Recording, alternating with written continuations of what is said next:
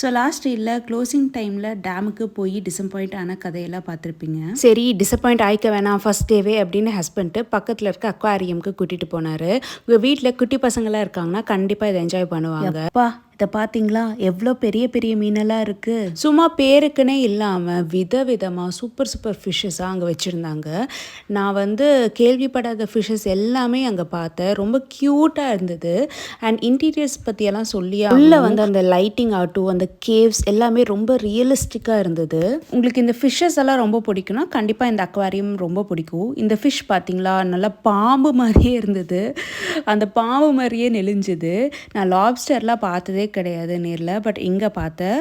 ரொம்ப பயங்கரமாகவே இருந்தது. நீங்கள் பகலில் எக்ஸ்ப்ளோர் பண்ணுறதை விட நைட் டைம் இந்த ஃபிஷ் அக்வாரியமை எக்ஸ்ப்ளோர் பண்ணுங்கள். அந்த லைட்டிங் செட்டப்போட சூப்பராக இருக்கும். டிசப்பாயிண்ட் ஆனதுக்கு இந்த அக்வாரியம் கொஞ்சம் ஆறுதலாக இருந்தது. இன்னும் இந்த நாள் முடியல. என்ன சொதப்பல் நடந்தது நெக்ஸ்ட் ரீல்ல சொல்கிறேன்.